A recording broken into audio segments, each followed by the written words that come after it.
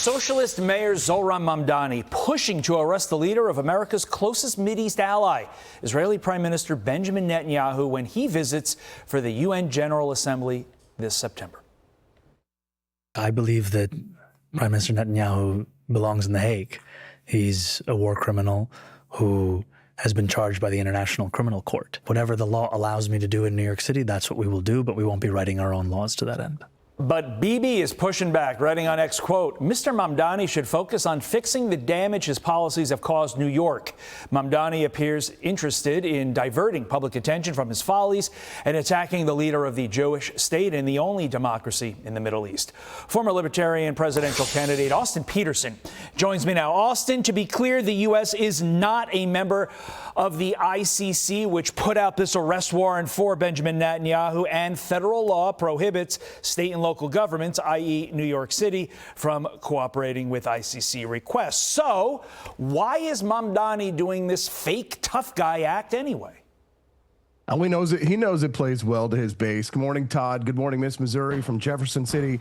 You know, Mamdani's Israel derangement syndrome, this isn't a new obsession, Todd. Back in 2023, at the Democratic Socialists of America Convention, Mamdani told the crowd, when the boot of the NYPD is on your neck, it's been laced by the IDF.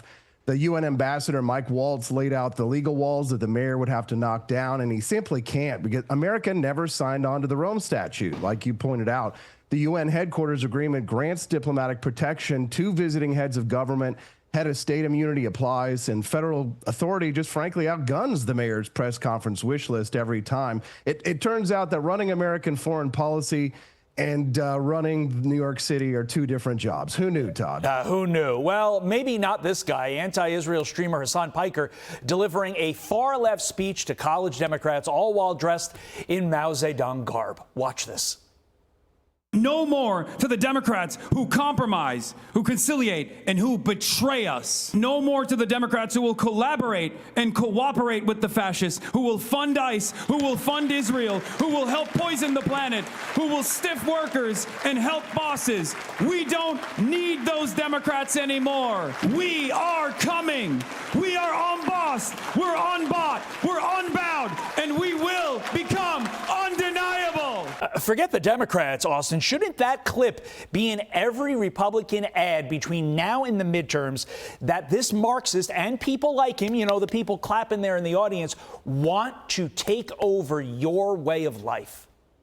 Yeah, the Republicans are loving this stuff, Todd. They want to run on this. It kind of reminds me of that Dwight Schrute clip from The Office when he was doing the speech like he was Mussolini. Communism killed 100 million people, and all we got was that lousy jacket. You know, this guy's cosplaying the guy responsible for the deadliest famine in human history like it's just a fun bit.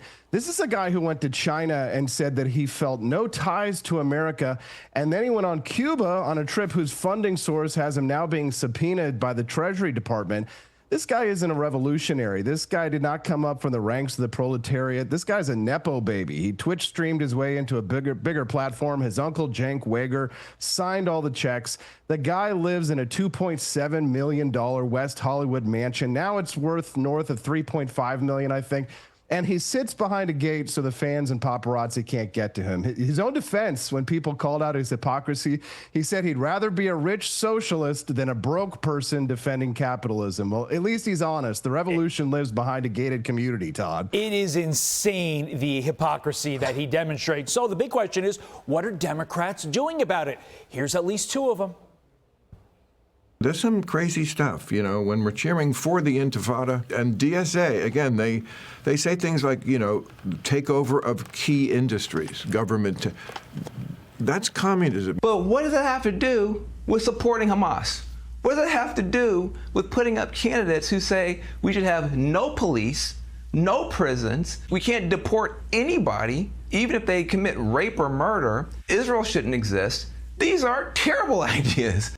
Austin, we're running late here, so I need a quick answer. But are the Democrats too late? Has the cancer already overrun the body? Oh, for sure. Axios reported this same week, Todd. Republicans are quietly building their whole midterm strategy around this. They're calling this a hate election. They're pointing to the Democrats' Tea Party-like revolt by progressives. This is proof that the party can't govern, and why young people are not only Richard Nixon maxing, as I know you guys have reported here before on Fox and Friends First, but the young people are actually longing for a return to the days of Joseph McCarthy and wondering, did he go far enough?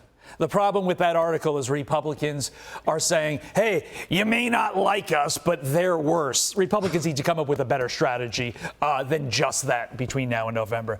Austin, got to leave it there. Thank you, sir.